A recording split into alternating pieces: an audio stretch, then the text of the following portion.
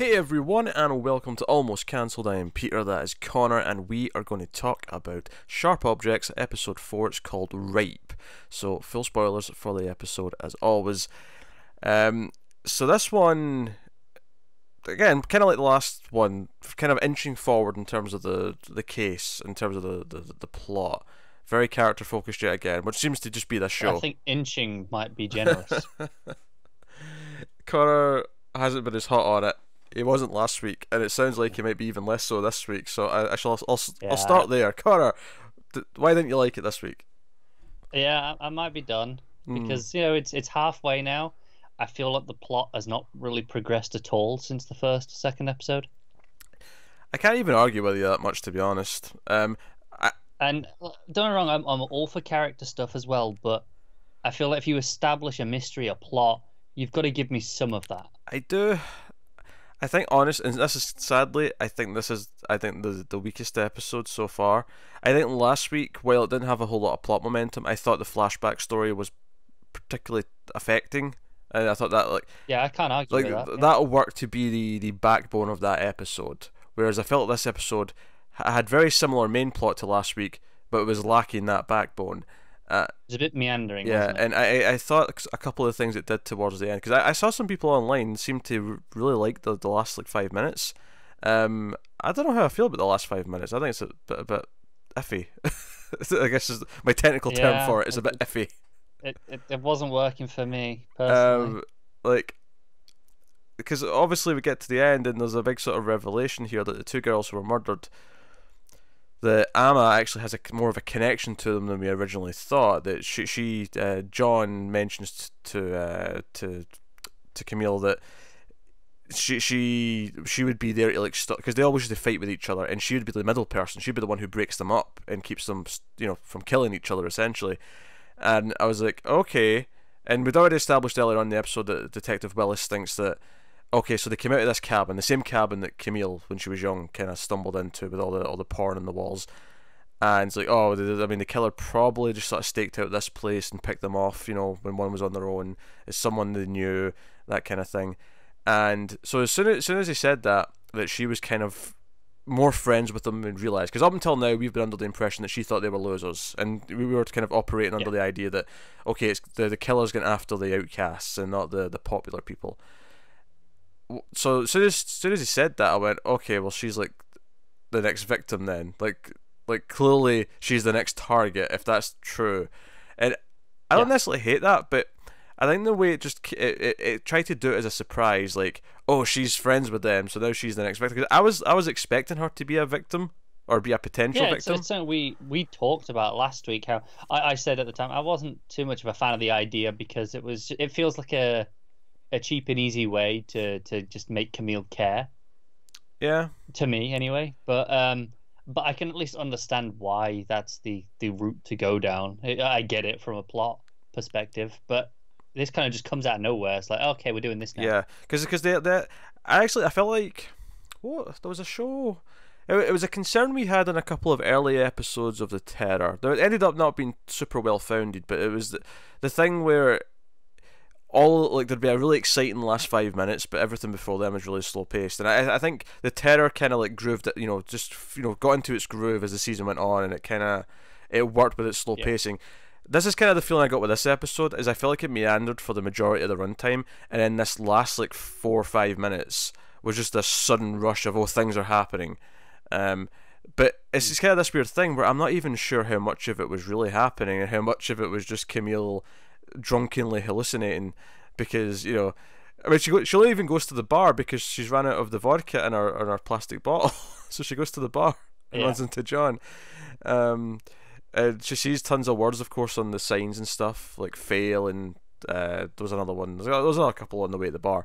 yeah, And I'm like, okay, so I don't know how much I even trust her, because the last couple of minutes is very delirious. It's like she actually sees Emma's body in the cabin, but I'm fairly convinced that's not real. I'm fairly convinced that's just her predicting what she might see. yeah. No, I think that's the case. Yeah, unless that does happen, and when we see Amma like get stopped by a car at the end, like that's like what already happened, and then the body's what's going to happen later, or it was just a hallucination.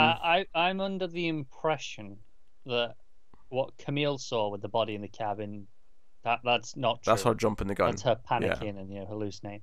But the bit with the car is real. That's what's really happening. That's the reality of what's happening alongside her having these moments. Do you know what I think my concern with this episode is a bit more is that I feel like the actual teases of where the plot might go for the case is starting to feel a little bit more.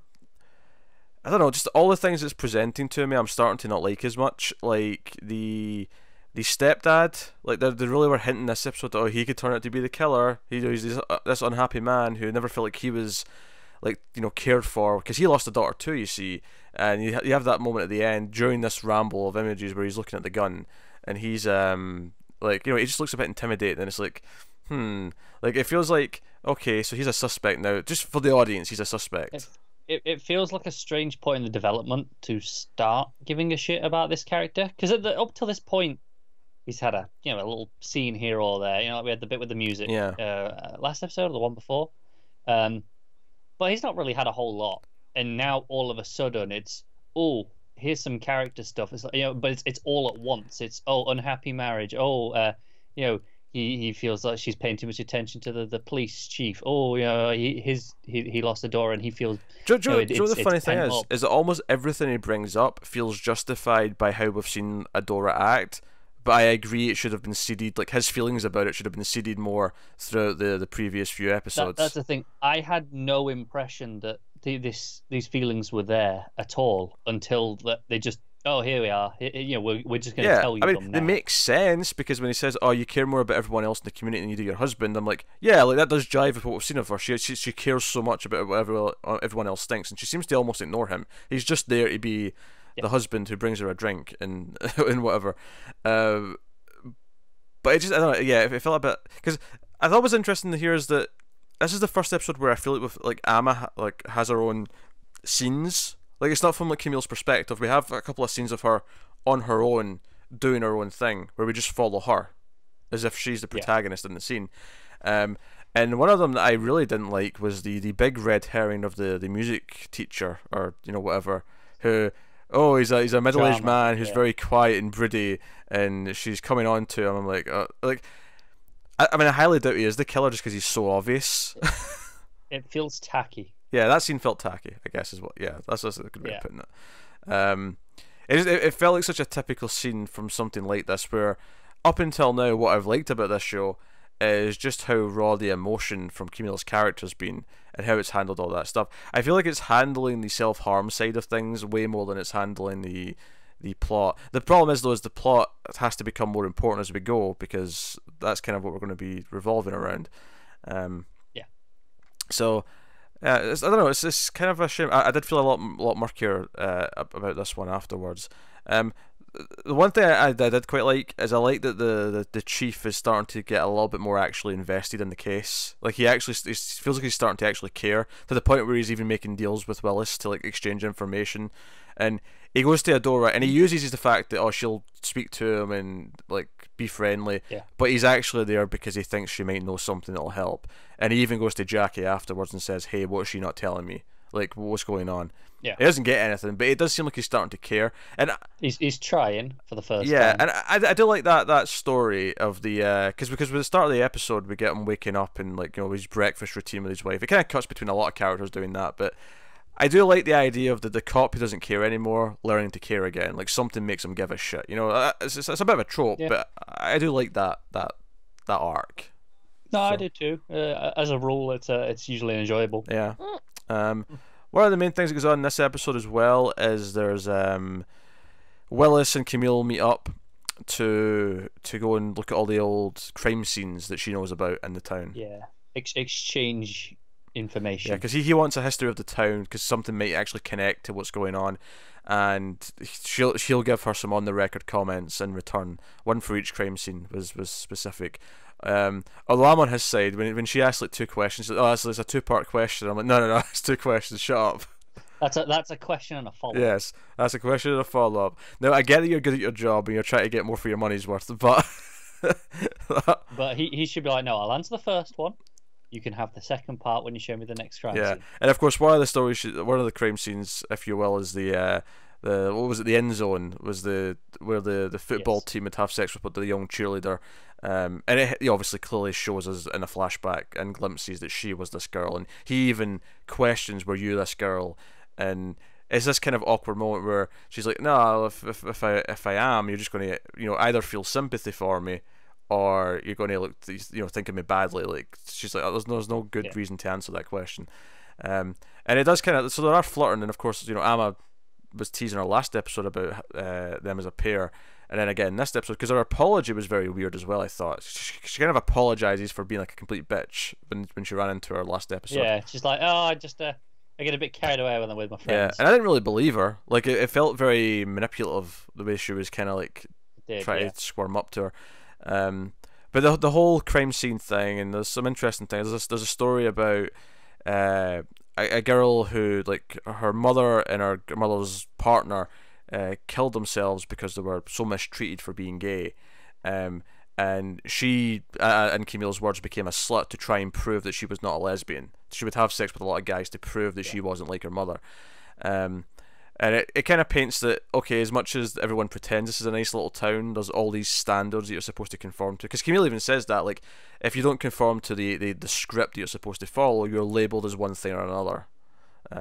Yeah. And it's like, so. I think that's something we've been seeing a lot of throughout. Yeah. That's why Adora's so obsessed with appearances. It's just that's how this place is. Yeah. And when it makes sense, because I feel like the pressures of society to live up to a certain image is kind of what in part like drives people to depression and drives people to think they're not living up to things. So the idea that this town is like that up to like 11, because it's like this concentrated little community that really has all these like harsh Christian values and whatever else. Decorum's a big thing. Not one for decorum myself, but Too much effort. that's too much effort. It's one of those things like whenever I tell you when you meet royalty, you have to act a certain way. I'm like, they're not that important. Piss off. I can go somewhere else. It's fine. And you know that they don't really give a shit either. I bet one or two of them do. I bet one or two of them are sticklers for it and hate the thought of not getting the treatment. Maybe I think some of the ones lower down the tree, sure, but like like the British royal family, for example, most of them do like years of military service, right? And like when they're in the army or whatever they are, they're not insisting on royal decorum, are they? They're going, oh, I'm just here with everyone else. And I imagine that attitude stays with you after that. Okay, all right. I don't know. I think the ones who are a bit more distant, who don't really have any sort of Also, power, or, really, they're like, well, we need this to make us look good. I mean, I'd like to think they're all pretty down to earth, but I don't know. I'm not ready to assume that. Although old Lizzie wasn't in the army. She wasn't doing time. She was. She was a mechanic in World War II. All right, okay. That's just to me. I did not know that. Yeah, no, there's pics of her like working on tanks and stuff. Oh, fancy that. I honestly did not know that. Yeah. So credit where it's due. She knows how to do more with a tank than I do, so fair Exactly. play. Then again, so does James Blunt. So Why does James Blunt know how to work in a tank? oh, he was a tank driver for the army. Alright, okay. Well, that's not fair though. That's like you introduce. No, I just mean, a stupid example of someone who you don't think of as doing that sort of stuff. Yeah, but I'm just saying, like, that's like you try and compare you to someone else who, like, based on the skills of I don't know, what's your knowledge in history, but then you find out later on, the other person used to be a history teacher. Well, duh, no shit, they wiped the floor with you. Well, yeah, but you judge them on what they are now. You go, well, now he's a singer and he rips people apart on Twitter, I suppose. Yeah, but when you used to work when you used to have a profession, naturally you're going to have a good basis of knowledge about what you did. You would hope, yeah. I'm sure there are exceptions to that. Oh yeah, Trump doesn't know the first thing about running a business. That's a good point. He just has enough money to. It doesn't matter. To pretend. Yes. Yeah. So, where is it going? Oh yeah. So this whole idea. crime scene Sorry. thing. It builds to a very awkward I mean, I guess I'll call it a sex scene, although it's debatable where the line crosses. It's definitely sexual in nature, where they almost kiss, and she kind of pushes him away, but instead just takes his hand and puts it down her jeans, and that seems to be all they do, from what we get. Yeah, definitely there, because we know they don't kiss there, because she kisses him later. Yeah. It's like, oh, now we kiss. Yeah, and I think it really speaks to her intimacy. It's like she's like, I mean, like I don't think he necessarily knows about her scars right now, and like the idea like can she show any of her body to him? Does she feel comfortable at any of that? Yeah. Whereas this is literally just like direct access to the. I think the phrase that sprung to mind is pleasure at arm's length. Literally in this case. Yes. Yeah. Yeah. Exactly. Yeah, I mean, it's funny actually. There's two very awkward sex scenes in this, and again, not quite sex per se, but there's the hand job scene, where John's girlfriend is trying to, I don't know, cheer him up, I guess, but he's clearly not into it. He's clearly just depressed and lying there, and like she offers to do more as he's leaving when he's upset. And it's kind of, and obviously the big part of this scene plot wise is she sees a spot of blood underneath the bed and she makes a point of cleaning it, which makes you wonder, like, does she believe he actually did do something and she's just trying to cover it up because she cares about him that much? Yeah, or... it feels like another red herring. It does feel like another red herring, like so blatant. It's like, yeah, he probably cut himself or something or other. Yeah, maybe. Yeah, I mean, is this her place? Are we implying that this is her bloodstain, not his? I don't think so. I got the impression it was. Well, actually, because he's been staying with her. He's been staying with her. Yeah, I just think the way he treated the place, and just kind of walked out, it felt like he was at home. Yeah. But he's been living there for months, from the sounds of it. That's true. Yeah. And he goes and gets either a new spider or he finds the old spider that Camille let out. And he's determined to look after it. And we also find that his sister had an incident back in the city where she stabbed someone in the eye. Can't gloss over that. And there's a lot of speculation in this episode if there's two killers. Like, obviously there's the natural, like, the second killing was more showy because he was getting more confident, but it does stand to reason as well. Like, is there possibly two killers? Like, was one retaliation for the other? Because they keep talking about Nash. Like, did he kill the second girl in retaliation for the first one? But he's got an alibi. But I mean, it's sound logic. You get why they're thinking it. Yeah, definitely. Can't argue with that. It's something that is always worth considering. Yeah. Especially as I feel like a lot of these sort of stories do end up with, it's actually a second person all along. Right? Yeah. And then of course you have Adora, who is continually being the most miserable person on the history of the earth. There's almost points in this because she actually makes Camille cry at one point, where she gets so in her face about everything. But like, it's at the point now where I really expect her to turn around and say something like, "Camille, you breathe wrong there. How dare you? You're an embarrassment to this family. You're an embarrassment to this household and this town." Yeah. Jump off a bridge, please. I almost expect that because at one point, even when she's arguing with her husband, she like, but this is Camille's fault. She always brings discontent to the household, and he's like, it's not her fault. Not everything's her fault. You know that. Like, I'm like, finally, someone say that to her, please. I mean, don't get me wrong. Camille's pretty messed up, although like.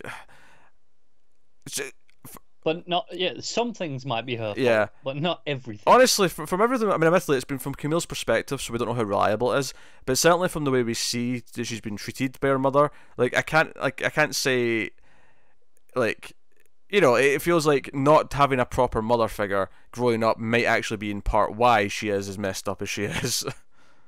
Yeah, I feel like it's probably one of those. It's a two-way street, right? It got worse in retaliation, like back and forth between them. And obviously, we're only seeing the one side of it, and Adora, she only sees the other her side of it. Whereas the reality is probably somewhere in the middle. Yeah. And then you got Amma, who's like Camille 2.0, and possibly worse, depending on where this goes, where she goes with it. If she survives as well, that's also very, very worth mentioning. But yeah, so yeah, I said last review that the word rape was particularly worrying, and sure enough, it was. Because I mean, a large part of this plot was about how the like how raped like she was at the age for the football team. Which it's interesting her reaction to that as well, actually, because Willis says, "Oh, some would call that rape," and she's like, "No, some would call it consensual," and she's kind of sticking up for, because I mean, and then that's clearly what implies to him that she maybe made that choice, as a young girl, and he's like, "Well, no, I mean, you're not really old enough to make that distinction yet. Like, you're not old enough to make that call." And she's there to kind of defend herself, and it jives with like everything else, where when she saw Amma like sneaking the booze in the bottle, she kind of like went along with it because, hey, I did that, so by my definition that's okay, and so on.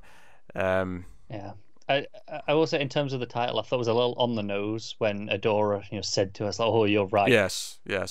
I was like, okay, I get it. Which of course is not the exact same context of the word that I was saying earlier, but no, but I thought that was a bit on the nose. It's like I thought, it just didn't really need that line of dialogue. Yeah, that's fair. Yeah, that's fair. I mean, I have a question. Obviously, I've mentioned it a bit. Again, it's getting worse every episode. Is the sound thing? Oh, the sound. This episode opened like the first scene was just noise, but it was getting worse throughout the episode consistently, to the point where I actually had to watch a few scenes 3 or 4 times just because I was getting so distracted by it. Like it's I don't know how it's managing to get worse. Okay, I imagine you. Not that I've ever seen you wear a shirt and tie, but I imagine you looking like a proper Englishman, just in a little bowler hat and a shirt and tie, just getting really like up. That's not. This is an outrage. Outrage. Look, I'll happily wear a shirt and tie any day of the week, but I've never worn a bowler hat in my life. I'm imagining a very pompous Englishman just like being outraged when it's something really, something simple and nothing. You're saying this is trivial, is what you're saying. Well, but I don't. I'm not necessarily saying it is trivial in the context of this episode, but you complain about it so much that it's trivial in comparison to the amount you complain about it, I guess is what I'm saying. It is. I wasn't even going to bring it up this week. I was like, you know what? I've done it 3 weeks in a row. I don't need to mention it. And then it was worse, because this is the first episode where I've had to actually rewatch a scene because of it. The other times it's been irritating, but I've kind of got through it. This time I had to stop and be like, no, I didn't actually hear what they said there. I had to go back and listen to it again. I'll be honest, I'm surprised you're not taking notes with timestamps and coming in with a diagnosis of the problem. Just to open the start of the bloody episode. It's atrocious. That doesn't need a timestamp. After the previously on, that doesn't count. After that, it's a shot outside. I want to say like a car, maybe. Can't remember the exact shot. Outside, and it's just noise. I was just like, it felt like an assault on my speakers. Horrible. Oh dear. So it leaves us in a bit of a position here at the end to decide if we're coming back next week. You clearly do not sound like you want to. I'm not particularly thrilled by the idea, I'll be quite honest. I was definitely less into this episode than I have been in the previous episodes. But we are halfway through. And that's the problem. I'm like, well, if we go any further, I have to finish it. Yes. But I'm halfway through, and I'm kind of not. It's gotten worse for me. Nah, that's fair. My concern here is that we're halfway through. There's people who are watching these reviews. They're invested in us. And I think it's one thing that you quit after 1 or 2, because it's like, okay, we're selling enough. We're like whatever. But now we're halfway through. I feel bad for stopping. At that point, I do as well, but I don't want to just complain every week. No, that's also fair. I mean, I think that's something that when people get upset at us when we stop reviewing a show, it's like, even if you hate it, I still like hearing different opinions on it, and I get that, but I do genuinely wonder, like, if it gets to a point where we are just like complaining every week, like, I don't know what anyone's getting out of it. Although I like to think we at least back up our complaints well enough that it's not just, man, it's boring, man, this, that. Because I still think there's a lot of quality elements to the show. The performances are still great. No, they are. I don't think we've ever used the word boring for this show. No, it's not boring.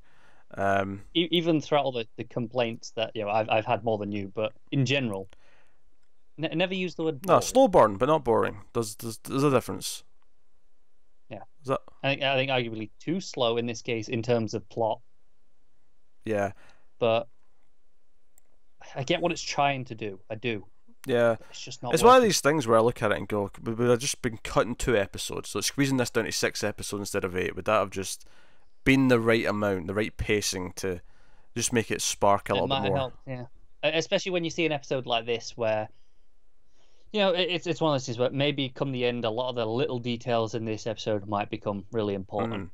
But it feels like quite a superfluous episode, barring like 5 minutes at the end, and then maybe 5 or 10 minutes sprinkled throughout, right? Yeah, I think.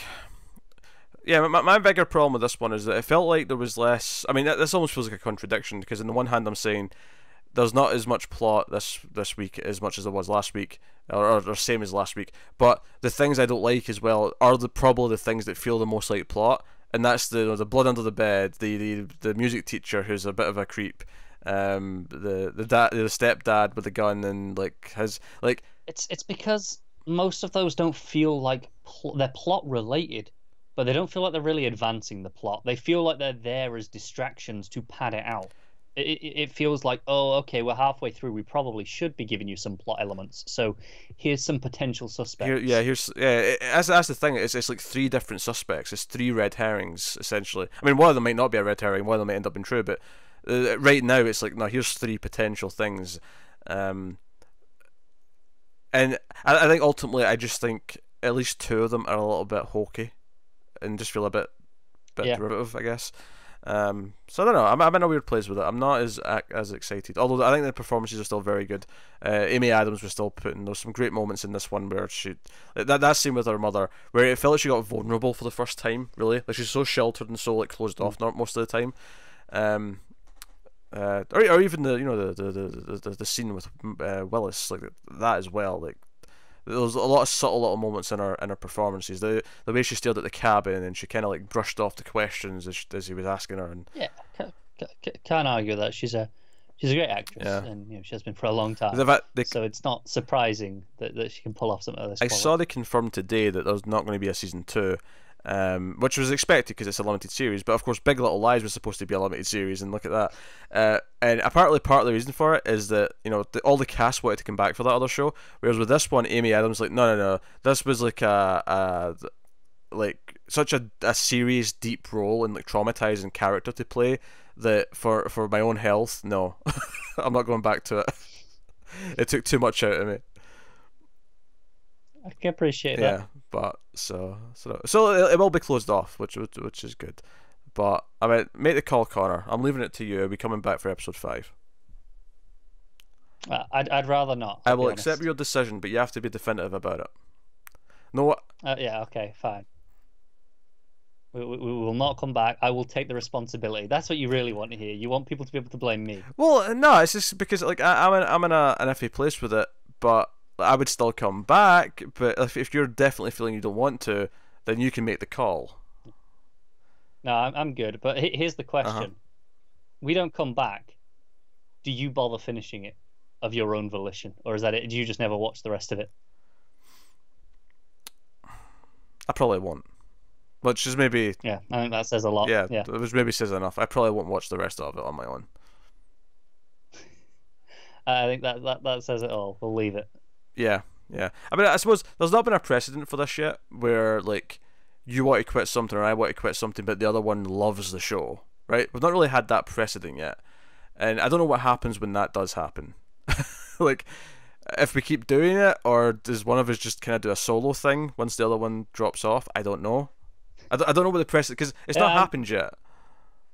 We mostly align more or less, right? It tends to be like there'll be a variance of a certain percentage, maybe usually, but it's never like, oh, one of us loves something, the other one outright hates it. And then for the few things that one of us does dislike, like like Game of Thrones, I just don't do. You do that with Matt instead. There's someone else for you to talk to. Yeah, so there is. Yeah, but you're right. We haven't really come across something with that huge dichotomy between us. No. You just put your foot down and refuse to start something if you think you're not going to like it, which frustrating. Only when it was busy. I don't know. Glow still sticks out as you just being stubborn. Everything I've seen about that, I stand by my decision. Oh no, Glow's so good. It was not season for me. 2 has been fantastic. It's been so good. The drama is so good. Anyway, all right. So unfortunately, I guess that is our final review of Sharp Objects. So we did half the season. I feel bad about that, but hey, we can get other stuff done on the Mondays instead, I suppose. So I mean, helps our schedule a little bit in the coming few weeks. But so let us know what you thought of the show. By all means, do come back later and tell us, like, you know, if how it developed and picked up. You know, maybe tag it with spoiler warnings for anyone else who's, like, you know, just working through the episodes in order. But like if it particularly picks up, if whatever, do let us know. But yeah, that is us. So thanks very much for watching. Like and subscribe, all that stuff. Get us on the Twitters at mailed_fuzz for channel updates. If you want to support the channel, head over to patreon.com/mailedfuzztv. You can do that over there. Get a bunch of bonuses. Get all the links to all the different audio feeds, all the shows we do. But otherwise, that is us. So thank you very much once again for watching or listening. We always appreciate it. Keep watching TV, guys. Have you got any vanilla?